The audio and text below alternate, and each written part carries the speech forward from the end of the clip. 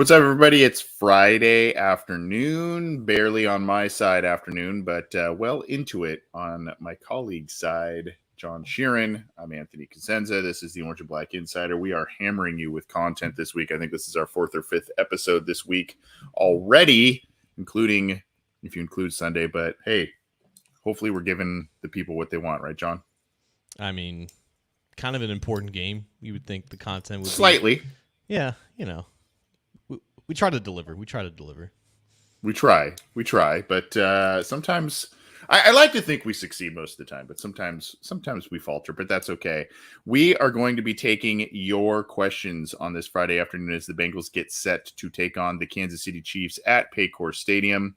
And you got to feed them to us. You got to give us your questions a number of different ways. Call or text 949-542-6241. You can email us, theobinsider@gmail.com. You can get at us in a number of ways during live chats or live feeds. There's a comment section on Cincy Jungle on the post there. We're also monitoring the Facebook page, the Cincy Jungle Facebook page, and those comments, as well as the YouTube channel. So no excuses, got to get those in. And then, of course, you can hit us up on Twitter, too, for a couple of questions. We're going to try and keep it to Bengals Chiefs, but if you've got kind of a off-the-wall question, I don't know, we may or may not answer that, too, depending on what it is. And if it's not of the offensive ilk, we will we'll see what we can do. But, of course, the YouTube Super Chats, those take precedence, and we are still supporting the Pollock Family Foundation, so pooling that money there, and those will take precedence overall. But right now, we're taking them as they come our way. Get them to us. We're going to be here for just a little bit. We're not going to be here super long, but we'll be here for a little while answering questions here. One of the things I want to talk about, John, just before, because I'm sure everybody now, we always get these, is who's playing, who's not playing, that sort of thing. Do we have the Friday injury report out on Cincy Jungle? Because there were some updates. I know Jerick McKinnon for the Chiefs practiced today, I believe, and he had been out all week. So do we have an update on things there? So starting for the Chiefs, the only player they declared out was Kadarius Toney, who didn't practice at all this week. Jerick McKinnon, I believe, is questionable since he practiced a couple of times this week. Juju Smith-Schuster, he was listed on the injury report, but he practiced in full, so he's going to be out there. Everyone else for the Chiefs, I believe, is going to play.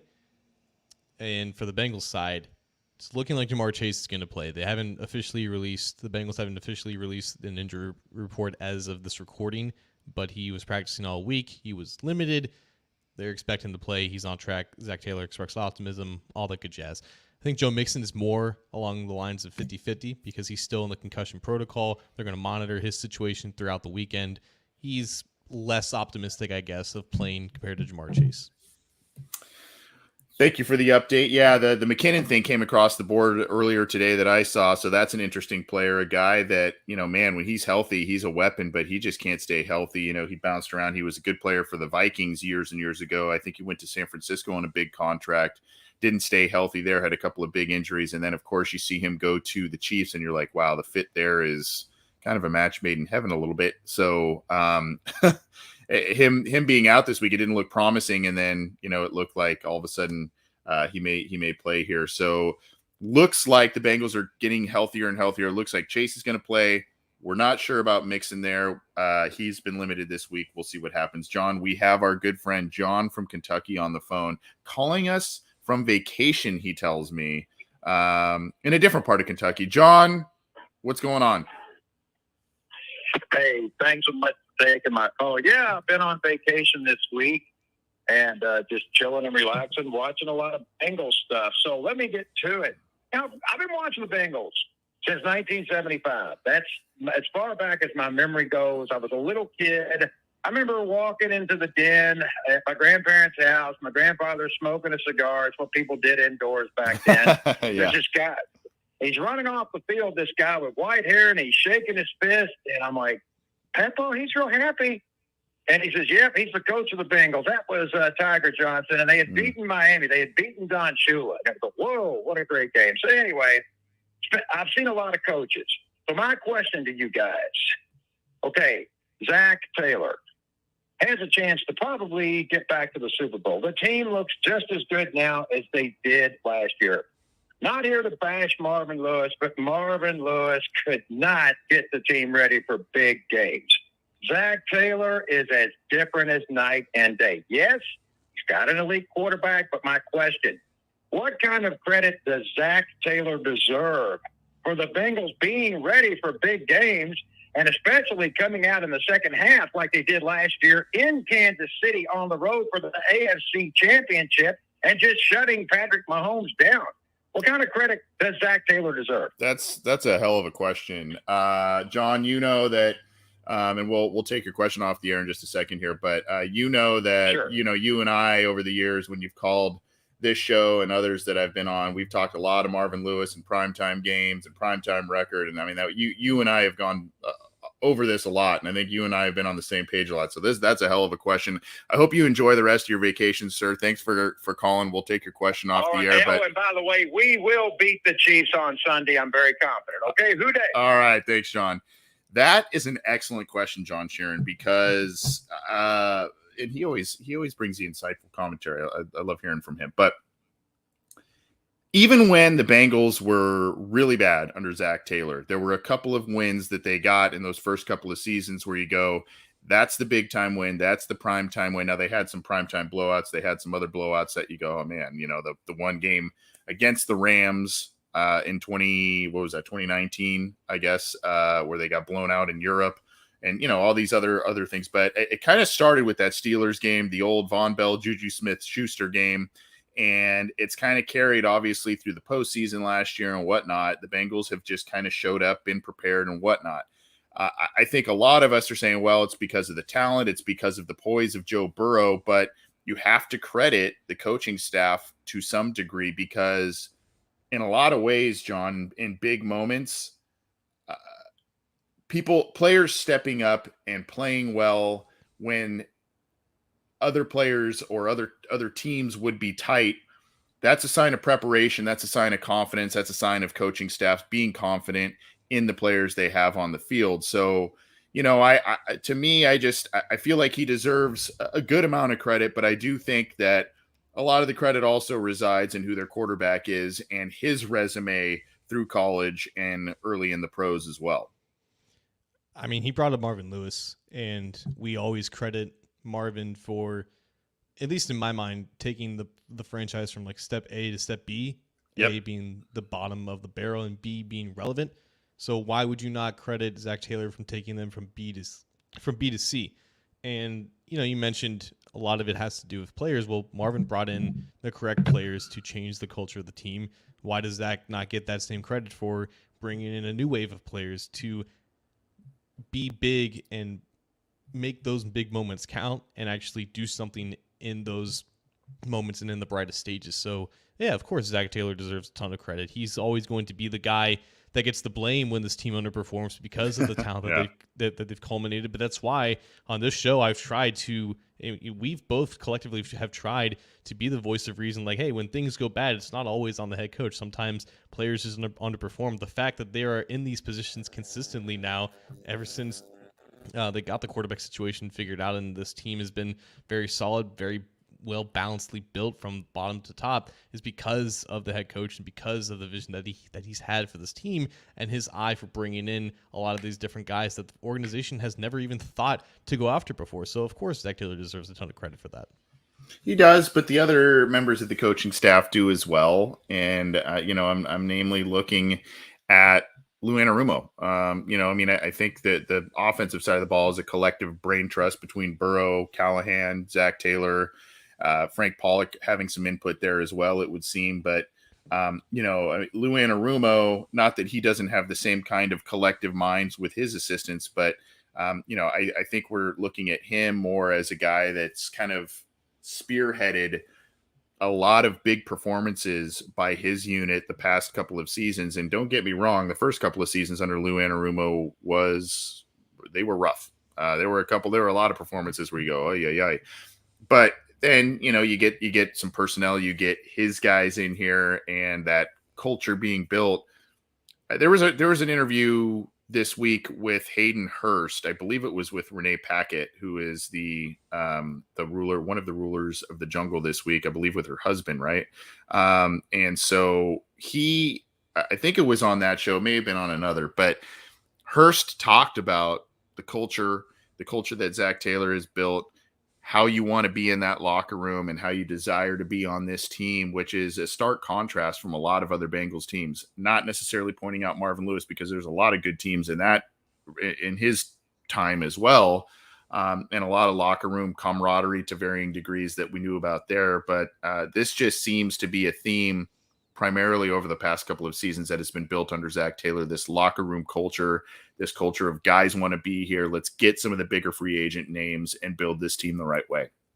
And also, when you talk about like the talent that they've brought in and, buying in and all that good stuff, but it's maximizing that talent, which is important too. Like, you look at a bunch of other places in the NFL where some high picks, they don't end up working out. Like, they've had the luxury of drafting high in the draft for 2 straight years, and they've made the absolute most of it because they've identified the correct talent, and once they're in the system, they've maximized those abilities. Like, how often do you get 2 top 30 picks of receivers and the first overall pick of quarterback completely being the very best versions of themselves this quickly in their career? Like, it's the expectation because you draft high and these guys are good coming out of college, but it's not always a guarantee. So the fact that he's instituted a system, scheme, whatever you want to call it, that has maximized these guys' abilities, like, there's no other place where these guys would rather be, because I mean they're Pro Bowlers. They're going to get paid the very most money out of any players of their position because of how well they've done, and a lot of that has to do with the coaching staff, particularly Zach Taylor. Yeah, and I think there's I like what you mentioned there. There's kind of a trust element there a little bit, in that the players see the other players that this group has brought in, Zach Taylor and company brought in, go, wow, they know how to identify talent. They know how to build this team.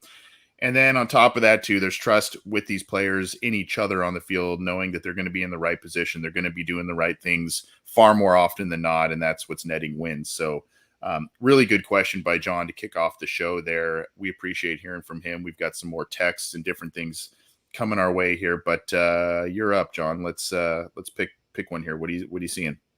Yes, we had a question from Joshua Patterson. And he's asking about Joe Mixon. How do you think the Bengals will handle the Mixon situation if he clears protocol? Do you see them limiting him in the game and using Piran more? So, I mean, Samaje Piran has proven, if nothing else, he can handle the role as a starting running back in the NFL. And there's a conversation as to whether or not he's even been better and more consistent than Joe Mixon. So with Mixon potentially coming back from his concussion, what do you see his usage compared to Samaje Piran? So before he got hurt, I mean, obviously not talking about the big Panthers game where he went off. It was kind of like Mixon would probably get about 20 touches a game, about 15 rushes, 5 catches, that sort of thing. And Piran would get about maybe 5 to 7 touches a game, right? A catch or 2 and a couple of carries. That was kind of the workload. I see that scale, especially with Mixon coming back from injury. I see that scale balancing out at least early on. And I don't know, even 50-50, but I could see a 65-35, 60-40 type of split, maybe giving Mixon more. But Piran has proven that he can be reliable and effective in certain spots and in certain situations. He has proven it these past couple of weeks. You don't want to say a guy loses their job to injury and all of that, but I mean, other guys step up. That's just kind of the reality. You gotta go with the hot hand sometimes as well. Now, Piran, let's be honest, last week, I mean, he had some very nice runs, including the big stiff arm and whatnot. But you look at it, and I think he had 3.4 yards per carry on the ground, so nothing super exciting there. Mixon, I think, in his season so far was in the mid threes. I'd have to look up the stats right now, but mid threes in terms of yards per carry average. So, I mean, no, neither of them are breaking off the big runs. It's more just about, who can consistently gain that positive yardage, who can get, drives sustained. And right now it seems like Piran is doing a little bit better job of that. Obviously recency bias plays into that though. Yeah, we've had this conversation before this season when Mixon was struggling. Piran looked pretty good in comparison. When Mixon's healthy, like, they're going to play him more than Piran. Like, that's just, it is what it is. Now, the snap differentiation might be a little bit more equal because it's Mixon's first game back, but he also scored 5 touchdowns in like the last full game that he was out Right, there. right. So I mean, I don't think they're going to limit him if they feel like he's healthy enough to play. But Piran will always have a role in pass protection on third down as a receiver now. Like there's something I don't think that they feel like he can't do compared to Mixon. And I feel like that's important as the season goes along and they have to continue splitting these carries. But I would say if Mixon is healthy enough to play, he's going to get his usual usage. Now, in this specific game, they might not run the ball as much as they did against Carolina or against Pittsburgh in weeks like that. But I feel like if he's healthy enough to be out there, he's going to get his normal amount of snaps. So, good question from Josh. We've had a phone call. We've had the YouTube chat. Let's go to the Facebook chat. Eileen Barrick says, did Reeds, meaning Justin Reed, I assume comments provide inspiration or a distraction? In case you missed it, we played it on the show yesterday with Joe Valerio. Chief safety Justin Reed kind of said that he's going to lock, he didn't get names right of the Bengals tight end, Hayden Hurst. He called him Tyler Higbee. And then, of course, there was, I'm going to lock Higgins down. He kind of had a brain fart, so to speak, about Higgins' name and whatnot. So, he's got, he kind of provided a little bit of bulletin board material, so to speak, in the media. And then you had Hurst kind of fire back saying, I'm not the guy you want to piss off type of thing. And so I kind of think that, again, the Bengals are not favored at home.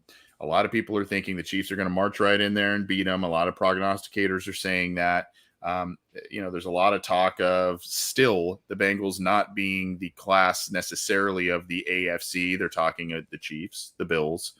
They were talking about the Titans in that regard before last week. And even after that win, the Bengals still aren't talked about in terms of upper echelon AFC teams. I just feel like, John, that this team likes to be doubted. This team plays well when its backs are against the wall, so to speak. They were 0-2, and Zach Taylor told us to calm down and relax, and things will come together. And here they are. They go on a 7-2 run.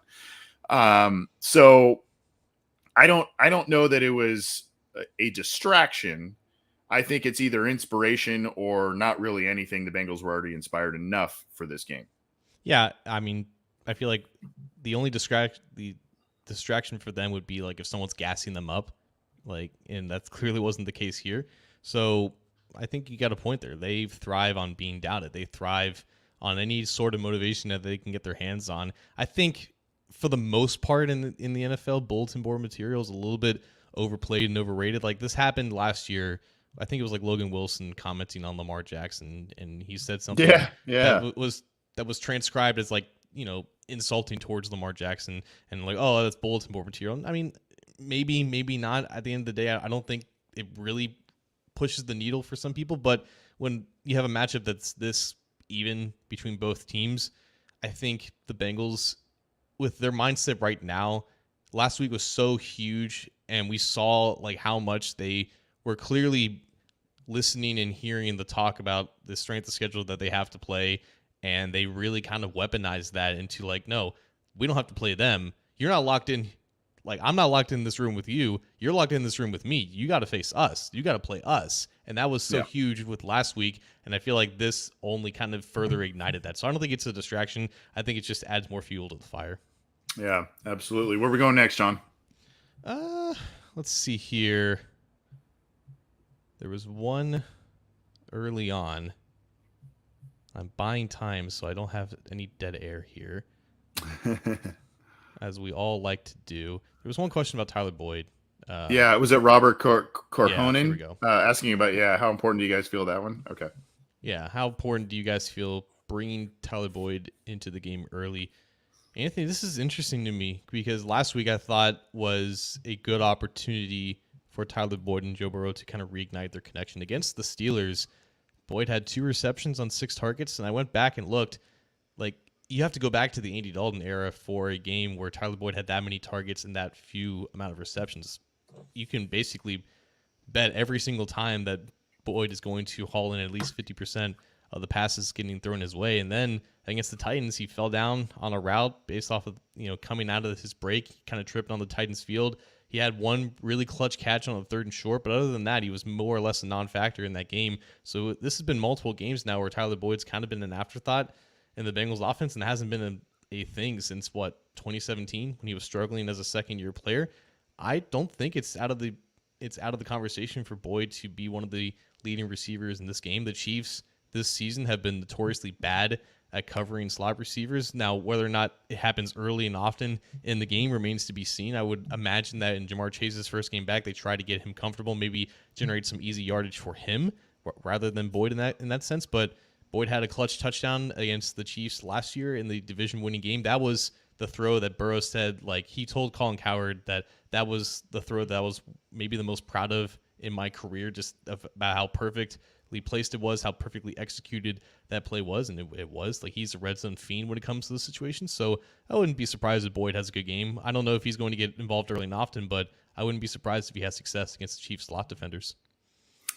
I would not be surprised either, and I think I think there's kind of a weird correlation here because there's been I would have expected with Chase out of the lineup, he's going to get more targets, he's going to get more looks, he's going to get more production. And it's almost the opposite. It's almost like he feasts more when Chase is in there, Higgins is in there, and he's able to kind of not be focused on as much. He gets the single coverage. And, the Bengals need to play across the middle of the field, a short intermediate route, and he's the guy that's there. Chase out of the lineup, which does not happen very often at all, kind of has dwindled his numbers, particularly the last couple of weeks. Now, against the Steelers, I believe it was, the Bengals just what Burrow did is he transitioned from player to player really nicely in terms of, hey, this situation and this drive kind of dictates more usage of this player. And so I think at the end of the Steelers game, Boyd had a couple of critical catches wherein he was quiet. And that's a team he plays usually very well against, regardless of who the quarterback is. So that was a little surprising to me. But I think, oddly enough, with their star receiver coming back, you would think that that's going to be a guy that takes the lion's share away of his production and whatnot. I actually think it'll open things up more for him as we go forward. So potentially, we're going to see more and more Tyler Boyd here. There are a couple of times in his career where there's kind of some ebbs and flows where he's a high producer, high volume guy, and then he kind of lulls a little bit anyway. So it just kind of happens. And I assume that, he's going to be a guy that gets in the mix here pretty soon. But I find it, pretty surprising and pretty odd how that ends up working out. It just seems that he just doesn't come up as big when Chase is out of the lineup. Yeah, and that was the case in 2018 when, AJ Green was injured for a lot of that season, and Tyler Boyd's production actually dwindled once Green left the field. Even though he still ended up having a career year from a season-wide standpoint, his efficiency and his overall production wasn't as good when he wasn't on the field. And that's not an indictment against Tyler Boyd, but like you said, once you have those two horses, as Joe Burrow likes to call them, on the outside, it opens up a lot for Tyler Boyd over in the middle.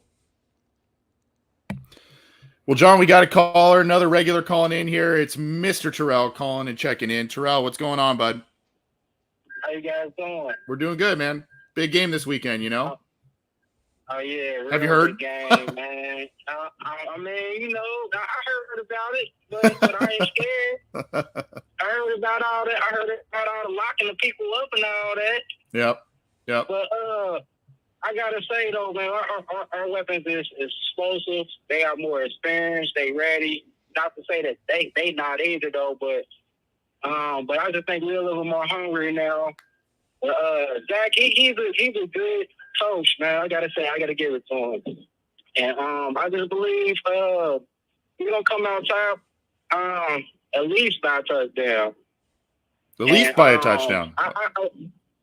At least by a touchdown. Okay. I think so, man. All right. I think so. And real quick before I go, man, I just want to say, Lou, man, I'm sorry, man, but it looks like he might be a head coach or something soon. Yeah. Hopefully not sooner. And Cam, Taylor Britt, and Bosa, they my rookies of the year, man. They my rookies of the year.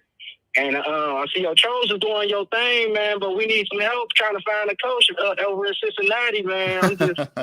Well, John can talk about that one. Yeah. I'm just saying, though. I mean, but you and Caleb Williams, y'all doing y'all thing, but we need a new coach, man. And God bless and who they, man. But we definitely gonna make the playoffs, and I think we're gonna win in there. All right, good hearing from you, man. Thanks for checking in.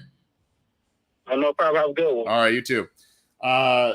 So talking about the coaching thing here, John, I know Lou Anarumo got some looks and love last year as kind of a guy that would be potentially in the mix for a head coaching position. I think, if I remember correctly, he was interviewed. I got to go back. I think he was on an interview list for maybe the Broncos. I'll have to double check that. But at any rate, I think, not to again be super dramatic and hyperbolic about stuff, I think this game, if he does it again against Kansas City, if his unit performs again against Kansas City, whether it's a second half shutdown again or just a general, play pretty well, keeps the points down, and he has the formula potentially to beat Patrick Mahomes 3 straight times, regardless of how this season ends up. I think that this is going to be a game where other teams are going to take note. And I know it's not in vogue around the league to hire a defensive coordinator. You want the young offensive coordinator, innovative mind type of thing.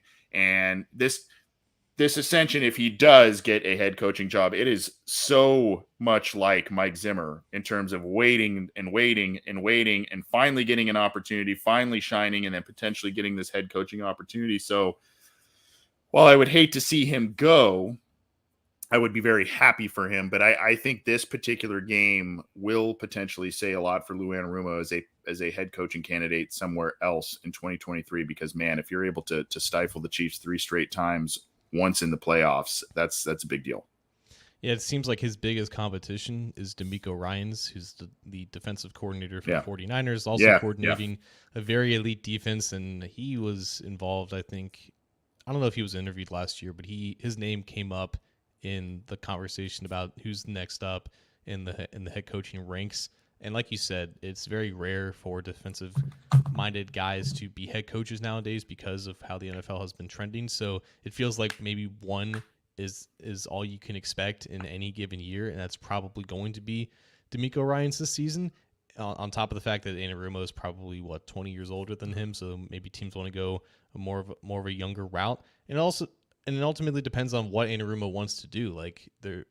I think in general, you can assume that anytime you get a legit opportunity to be a head coach, more times than not, those guys are going to take that. But we don't really know personally what Anarumo wants. This is his 4th year as a defensive coordinator. He might just like what he has in Cincinnati and might just want to stick around. And it might just be the fact that the perfect opportunity hasn't come up for him, or maybe it won't come up for him in this coaching circle. So I do think that there's ample amounts of respect for what he's done, specifically against the best offenses in the NFL. But yeah, it's far from a certain thing. Even a successful coordinator gets a job because of just how the NFL has been trending. Brian in Iowa, resident stand-up comedian here. Broncos made the right head coaching choice there, going the unproven younger offensive mind. Obviously talking about Nathaniel Hackett, who is having a rough season there. Where are we going next, Sean? well, just real quick, because I was really in my bag last year when the Bearcats were on the prowl for the college football playoff. You've been very quiet about USC this season. Is this because they haven't locked up that final spot? Like that comes tonight. That happens tonight. I just because I'm so used to the Saturday schedule, I was like, oh, they play tomorrow night. But I was like, oh no, that's tonight.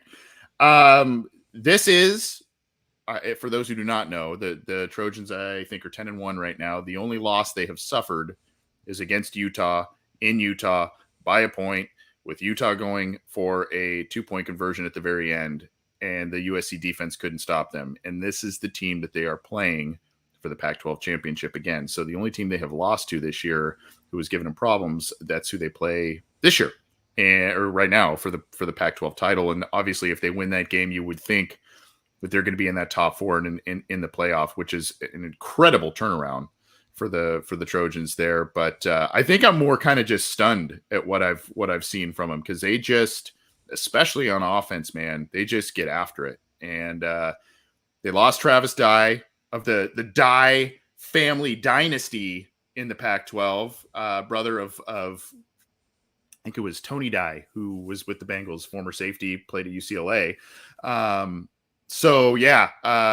They lost him to an injury, and then they just kind of seemingly haven't really missed a beat, and they keep going. But this is going to be a tough one for them. They're going to need to put up a lot of points and get basically one more stop than they did last time.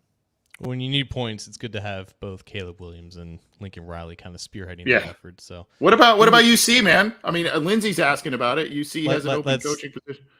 let's not talk about it. Okay. All right. No comment until a hire has been made, and Okay. even then, Okay. might still be no comment.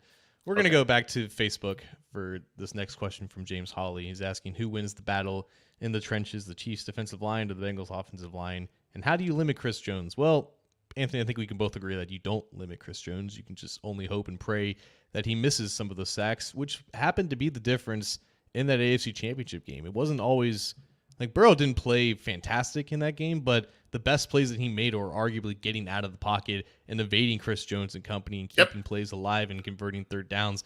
And had Chris Jones made one or two more sacks in that game, we talked about this with Joe Valerio, that game probably goes differently. And I think it was interesting, Anthony, when Valerio said that Chris Jones has been playing like a better teammate, and he's been, I guess, more concerned about making sure that plays were finished for his team rather than just him racking up individual production, which is interesting to hear. I don't really know how to feel about that. I feel like as long as you finish sacks, you're helping the team. But, I mean, there's no real limiting Chris Jones. You just got to hope and pray that Cordell Wilson and Alex Cap do their jobs, right? I would think so. And I found that to be an interesting comment as well. But, I mean, do you know how many, just offhand, do you know how many sacks Chris Jones has on the year? I believe he has 10, according to PFF. He does have 10. Yeah. So he is getting after it. And he is getting after it at a high level as he usually does. So what's interesting is Joe talked about how he's trying not to play hero ball, right? Is what I guess would call it. You know, he's not trying to do everything himself and getting after it. And maybe he's being a little more team oriented in his mindset, but he's still playing hero ball. He's still getting 10 sacks on the season and getting after it.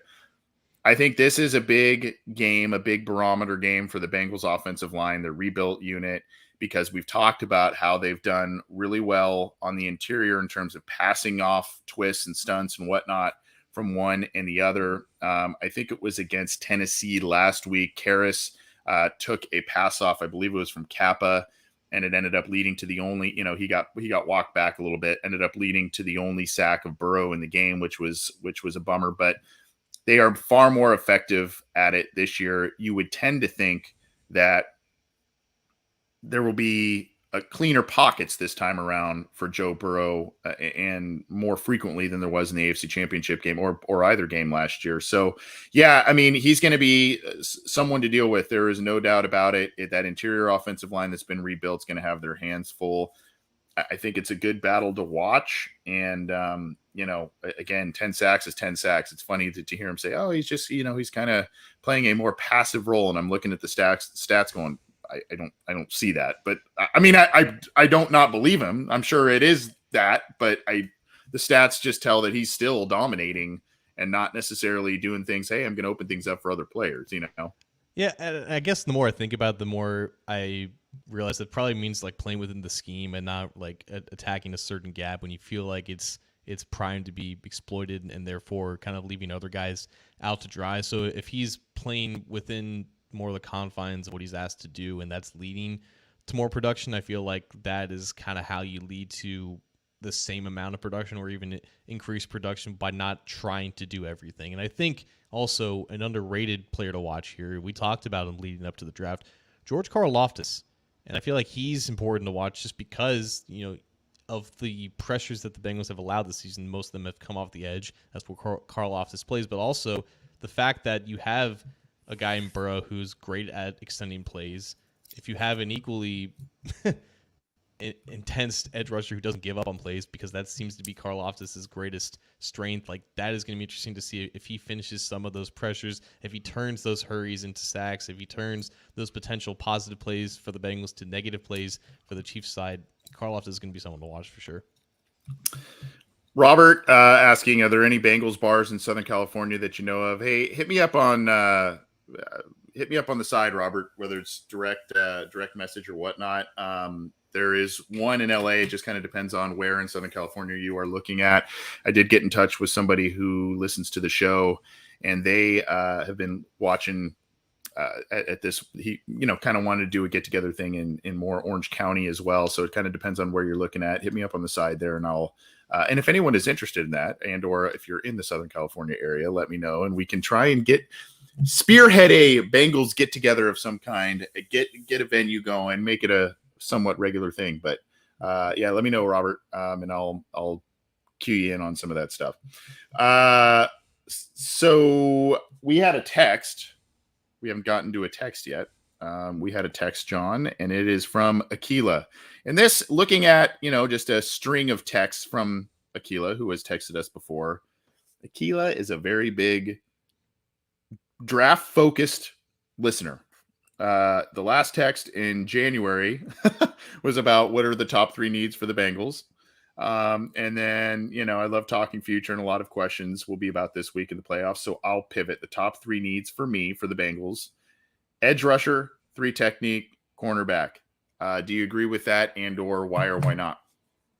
Yeah, I don't disagree necessarily. I feel like so much is unknown about the future cornerback just because of Cheeto's injury, Eli Apple's becoming a free agent. You like what Taylor Britt has shown in 5 games, but there's still a lot of unknown. 3 technique, I feel like, is the most underrated need just because they've had little to no pass rushing production from that spot. They have a lot of guys there, and they have Hill and Carter under contract for a few more years, but they could definitely use a boost there. I think with edge, you're banking on Osai just continuing to grow into the role of being that third edge rusher. Obviously, you're comfortable with the starters, but you could always use more depth there. I feel like offensive tackle is still like the need on the offensive side of the ball if we're going to include them that will be most focused on, at least with this team from a long-term perspective. They don't hesitate with addressing that position early in the draft, especially even if they have both starters under contract for the time being. But just because you've dealt with injuries with La'el Collins, you have Jonah Williams not having his best season, also entering the last year of his deal. I wouldn't be surprised if they look at that and say, hey, we have a long-term need here. If we have the chance to draft one early in the draft, they're not going to hesitate to pull the trigger there. Yeah, our buddy Derek from Bengals and Brews, he corroborates there, the Orange Arrow, Derek Davis. Yeah, so again, it's kind of how you put it. It's when you talk about corner and you talk about edge, it's more about what are you going to get out of those investments from the last couple of off seasons in terms of Osai and Cam Taylor-Britt. It looks like Taylor-Britt's going to be a guy that you can rely on. And there are still some rookie mistakes and things being made there, but I've already noticed that similar mistakes or a lot of mental errors are not part of what's happening there, right? I mean, I feel like there's some growth that's being seen there, which is really, really positive. And then, of course, Osai has all the tools to be successful and be a good, at least situational pass rusher. It's more about just harnessing that potential and kind of being a bit more consistent with it. He does have a sack earlier this year, but other than that, he's been pretty quiet. So, yeah, I mean, the Bengals need to get more pass rush help, and that's whether it's the interior. They miss Larry Ogunjobi. I feel like I've said that 18 times on various shows. They miss Larry Ogunjobi and what he brought last year, and they need to find a guy on the interior who can provide some form of a spark, because I think BJ Hill is a very effective player, but BJ Hill is an effective player in the role that he was in last year, or maybe this current role, but with someone heavily rotating in with him as well. And I think that's what made he and Ogunjobi so effective last year is they moved around a little bit. They were able to kind of spell each other at certain times, and it just worked out very well. And now, because the Bengals are trying to groom other players and they've really increased BJ Hill's role, and rightfully so. He had a good year for him last year. You're just kind of seeing a little bit of BJ Hill still made some plays, but it's not to the same consistency level that we saw last year. And I think that's just really a matter of just snap splitting, right? I mean, and snap splitting with another effective player who is also benefiting from that. Yeah, more is not always better, I guess, in terms of that particular side of things with Hill. He's always been a great run defender. He's always been more of a nose tackle type of player. But yeah, the more times he's in on passing downs, you're going to see that production and efficiency as a pass rusher kind of dip a little bit. Yeah. We'll get into just a couple more. I think we'll hop on out of here. We've gotten to a lot here. We appreciate all the calls, texts, YouTube chats, all kinds of stuff. This wasn't really and you're up next, John, but I did want to at least acknowledge this on the live chat stream on Cincy Jungle. I've seen only parts of this, but RJ Pro says, Anthony, I know this is off topic, but if you get a chance to interview Bob Trumpy on both his career and the documentary he did on Greg Cook, that would be awesome. So we'll have to look into that. I know our guy Bengal Jim and his crew have had Bob Trumpy on their show before too. So and I've seen and heard about this documentary. I haven't seen all of it though, so we'll look into that, and hopefully we can get a guy like that on. Bob Trumpy is a Bengals legend in a lot of ways, not only as a player, but had a very long broadcasting career and a good one there. So we'll look into that. But where are we going next, John? We'll get out of here in a couple minutes, I think, here. But are you seeing something else striking you?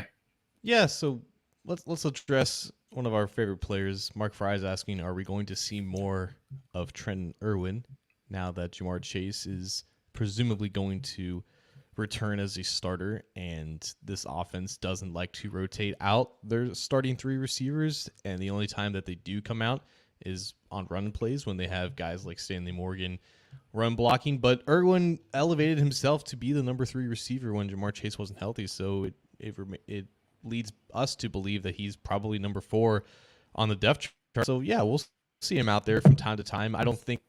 I mean, even when he was starting, he didn't get a ton of targets necessarily. It was still T. Higgins and Tyler Boyd getting the lion's share. But there's something to be said about a guy who truly does make the most of his opportunities. And if Joe Burrow sees him with a one-on-one on a crucial down, I don't think that he's going to be shy in targeting him and featuring him on some of these plays. So more Trenton Irwin, no, because he's not going to play as much. But to him getting those chances to make those plays when he is out there, yeah, I think that will remain to be the case for as long as he's in Cincinnati.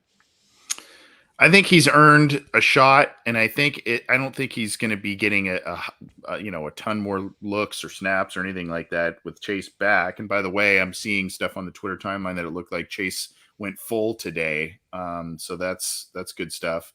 But here's the thing. I still see him as a guy when you don't expect it. You don't expect the ball to come his way in a big game, in a big moment. All of a sudden, he's going to come up with that first down catch. That's what happened last week, right? I mean, he made that awesome catch along the sideline, back shoulder throw. By the way, go check out JT O'Sullivan's podcast if you have not yet. I think it's the Quarterback School, right? Isn't that what it is? The episode he did this week on back shoulder throws and Joe Burrow against Titans, that was like an excellent, it's like 18 minutes. It's awesome. And he highlights one of those catches by Irwin there. I think that's where you're just going to see him. You're just going to see him get those 1 to 2 catches a game potentially. And one of them is going to come at a critical time when you least expect it. It may not be a touchdown. It may just be a chain moving play where you go, nice play. Let's pick it up and keep moving. And I think, not to disrespect what he does or what he has done, I just feel like it's going to be one of those types of things where he just makes that one play in a game where you go, awesome, let's hang our hat on that and move on, Yeah. I think we got a couple of super chats here late. Look at this. Well, this isn't really a question from Hude, but thank you so much. That's going to help out the Pollock Family Foundation. Jamar Taylor Higbee will burn Reed. Okay. I think just real quick to touch on that. What do you think about what are your expectations for Chase this week? I mean, I just said I saw on the timeline, it looks like he's going full here. I think we're going to put up the full Friday injury report here in just a little bit on Cincy Jungle. But do you expect him to just come out and guns a-blazing? Do you expect him to kind of have a little bit of rust? Do you expect him? I think we've talked about not really expecting him to be limited in terms of a pitch count or snap count or something like that, unless he shows that he is not feeling 100%. But do you expect him to just come out and, hey, here's 10 catches, 140 yards? I mean, what are you expecting out of him on this? I don't know about production. I just feel like if he's playing, he's going to be 100%. They've handled this pretty well, and I don't think that they would play him if they didn't feel like he could handle his full workload. Now, if that workload comes with another career day against the secondary, then so be it. But if he's out there, I feel like he's going to be fine. And I don't know if they're going to be targeting Justin Reed more than they wanted to, but I wouldn't be surprised if that was also the case. I'm not really sure. I part of me thinks, if he took a full year off of football and then came back and did what he did last year at the pro level, I tend to think that a month off wouldn't accumulate too much rust. But we saw what the summer looked like going up into his first pro season. So you never know. But I tend to think that he'll be fine. And I do think that, I think Burrow is showing that he trusts T. Higgins more and more, not necessarily over Chase or anything like that, but he trusts him on a lot of throws and a lot of plays. And so I still think we're going to get a high dosage of T. Higgins there as well. We got one more from Bengals Browns football here. When the Bengals beat the Chiefs for the third time, how do you think they will handle being talked about as the best team in the league? Ooh, wow. So if I remember correctly last year, John, I think it was after the first Raiders game where people started saying, hey, this team arrived. They're for real. They're going to make the playoffs. They may go after the AFC North crown. And then I think that's when some stumbles occurred, if I'm not mistaken, with the 49ers game. With, there are a couple stumbles in there where you go, oh, what happened? Obviously, earlier in the season, they were starting to get some good pub and doing, winning some games. And then they had that Jets debacle that went right into the bye. And then they came out with the Raiders game and needed that one. So, it's last year, their handling of success was kind of mixed bag. I tend to think this is just a different team based on everything they went through last year, how close they were to winning it all. And I kind of feel like this is just job's not done type of mindset, regardless of the wins. But this week's going to tell us a lot, obviously. So I actually looked this up before the show. The Bengals are one of 4 teams to beat Mahomes in 2 consecutive meetings, along with, I believe, the Patriots, the Colts, surprisingly enough, and another team. No team has beaten him 3 consecutive times that they faced. And if they were to do this on Sunday, they would have done it in an 11-month span. So, yeah, I feel like at that point, because they did something so unprecedented against the best quarterback in the NFL, they would get that type of publicity. And like we saw last year, like you said, they didn't really handle that as well, because I look back to that Ravens game when things really started to, I came on the radio and said, yeah, they're a legit contender. Then they laid a stinker against the Jets. I think going through everything last year, it taught them a lot about how to handle success. And I feel like they are in a better position mentally to take it on and go 1 week at a time. But it only takes 1 week and running into a team that's a little bit more hungrier than you and just handles things better than you on that specific day. So we'll see. I feel like they are primed and prepped to handle that type of stardom and everything that comes with that, but they got a job to do first. They have a job to do first. That is for sure. Thank you, Bengals Browns football. And it would not be a complete show without yet another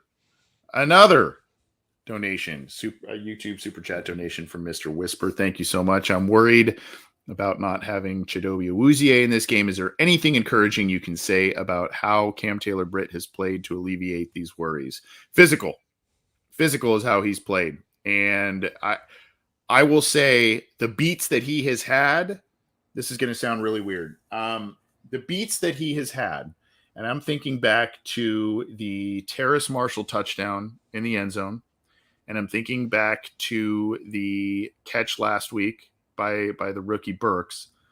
They're kind of jump balls. He got mossed a little bit on them. And they were really kind of more great plays by wide receivers than bad positioning or bad plays by him. I noticed he had his head around. I noticed he had a hand up. He was kind of there in position on both of those plays, and both the guys just kind of made good plays.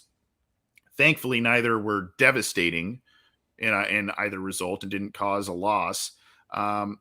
And what I've seen, I think, in terms of alleviating worries is I've just seen some growth, and I've seen a little bit more confidence from him week by week. Now, this is going to be a challenge this week, not only because of the team speed that he faces, but I kind of was thinking, John, about, the Tyreek Hill not being there type of thing and how big of a weapon that is. What the Chiefs have kind of been able to do is replicate a lot of what Hill brought by committee, right? They just kind of, this guy can do a little bit of this guy can do a little bit of this guy. And so they've been able to replicate that production through like 3 different players as opposed to one all-star player, right? And so I think Taylor Britt has his hands full this week in a lot of regards, but I do have, I think, him playing physical, he just doesn't look completely lost to me out there, I guess is what, and that may or may not be the best compliment, but you've seen corners out there as rookies that are all turned around, they're all mixed up, they don't know where they're supposed to go.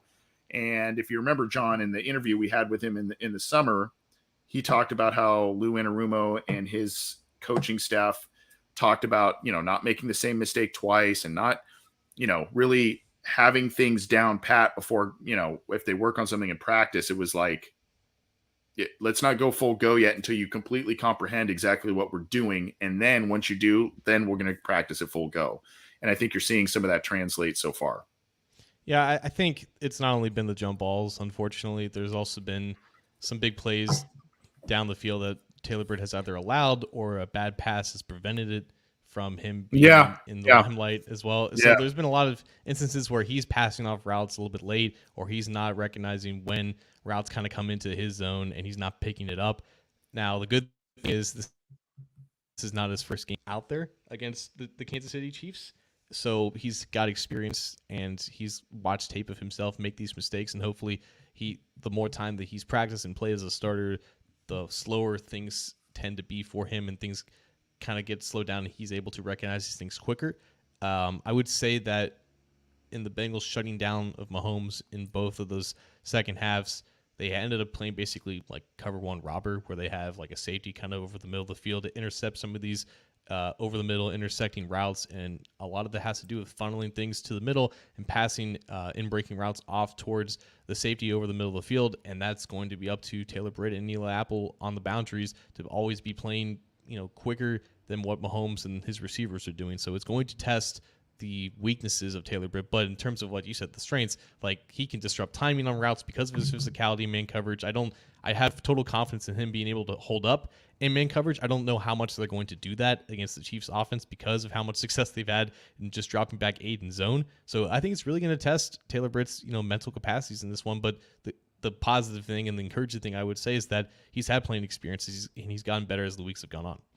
And with the athletic profile, the high-end athletic profile coming out of college, what is encouraging, I think, also is his ability to recover if he makes a bad rep or a bad play in the play. His ability to recover is likely a higher, there's a higher propensity for him to be able to recover on a bad play within the play than other corners that don't have that same athletic profile. So, but good question. And thank you again, Mr. Whisper, for yet another generous super chat donation. We appreciate it. John, any others? We stuck around longer than we were gonna, but we had some awesome donations through the super chats and obviously some great questions throughout. Any others that you think we need to get to that we did not? Try to get through to a lot of different platforms here. Yeah, so not a question, but thank you to Houday, Bengals Browns Football, and obviously our good friend Mr. Whisper for donating to the Pollock Family Foundation. Also, the Hayden Hurst Foundation is going to be the direct beneficiary of Derek Davis and Bengals and Brews. They're doing a fundraiser where you can enter $10 a spot for a raffle for a Joe Burrow painting, so definitely check out what they're doing over there. So just passing the word along, helping our friend Derek Davis. So thank you, Derek, and you guys over there for helping out a great cause for Hayden Hurst. Yeah, that's awesome. And it's so great to see Hurst really kind of enjoying his time in Cincinnati, thriving in this offense, and obviously a lot of awareness. We know that Bengals fans are really, really awesome about bringing awareness and supporting charities. So between Pollock Family Foundation, the Hayden Hurst Foundation, you saw Drew Garrison talk to Ted Karras this week in the Marici Village through the Cincy Hat, cincyhat.com. Go check that out. A lot of good causes supported by Bengals players and being supported by Bengals fans too. So appreciate you bringing that up, John. I was sifting through the comments for questions and I didn't see that one till late. So appreciate you bringing that up. Anything else, my friend? Before what's your predict? We didn't even do predictions because we were talking with Joe Valerio yesterday. Let's get a little predictions and what you think is gonna happen this weekend as the Bengals host the Chiefs for the AFC Championship rematch, just different venue. So I don't think they're going to hold Mahomes to 3 points in the second half again. I feel like that's a two and done situation there. But it's stupid for me to count out the Bengals in this one. I feel like it's beating Mahomes 3 times in a row is really tough, and it's never been done before. But if any team can do it, like this team is built for that. And I feel like their defense has grown. It's stayed consistent. It's stayed together. They've helped Taylor Britt along in these past couple of weeks, and I feel like they're going to do enough to potentially outscore them in this game. And I'm not betting against Joe Burrow, Jamar Chase, T. Higgins, and Tyler Boyd all playing on the field against the secondary, which they've had success with in the past. So with all that said, I'm going to go 34 Chiefs, 31 Bengals. Oh, John, and we know why and what happens when you, my friend, pick Not always the Bengals to lose. I know, but often. I don't know. I have a weird feeling about this one. I have a feeling that Cincinnati can just do just enough, make just enough plays. I'm really impressed at how the Chiefs have been able to rebound without Tyreek Hill, as I mentioned before. I am very impressed. I think they're going to be very, very good. It would not surprise me at all if the Chiefs win this game. I just think, I don't know. I think this little last by this dig by Justin Reed here, I don't think that sat well with a lot of, and I think they already had enough motivation as it was, like we talked about earlier in this show. I don't think that sat well with a lot of guys in that locker room. And if you know this team, if you saw what happened last week with the at the kneel downs and the emotion and the passion with what happened after Titans players were supposedly, I guess, diving at the Bengals offensive linemen's legs at the end of the game, that sort of thing. And all of the talk going into that one about the Bengals are kind of fraudulent and all that kind of stuff. And here they are, they're 7-4 coming off a big win out of Tennessee. And so I'll say 31-30 Bengals. Maybe a last second Evan McPherson kick again. Thriller. We'll see what happens. Would not surprise me. Outcome either way, but I will go with the Bengals in this one, 31-30. We'll see what happens. And with that being said, enjoy your weekend. Enjoy the game coming up. Are you going to this one, John? I don't remember if you are. I am not, but I will be watching. Okay. I'll be watching somewhere, somehow. Cool. Well, we're going to be doing a post-game show. We'll be doing the aftermath, John and myself, beginning of next week. And then we'll, again, be sticking to that new format of shows. Hopefully you are able to join us how you can, whether that's on our YouTube channel, the Cincy Jungle Facebook page for the video side of things. You got to subscribe to our YouTube channel to be notified when we go live, when new content is available. There's an icon right beneath John and underneath that SB Nation logo down there. So click that little orange and black insider icon if you have not yet. So thank you for your support there. And then, of course, all the audio stuff from the Cincy Jungle podcast channel can be found on your favorite audio streamer. You got to subscribe to the channel there: iTunes, Stitcher, Spotify, Google Podcasts, iHeartRadio. Any of them were there. Check it out. Have a good weekend, John. Thanks for all your work this week, man. I know we've done a lot, but it's kind of flown by, and I feel like we've had some fun shows this week for a big game coming up. Oh, we work for games like this, man. That's what it's all about. Grind. We grind. That's right. Take care.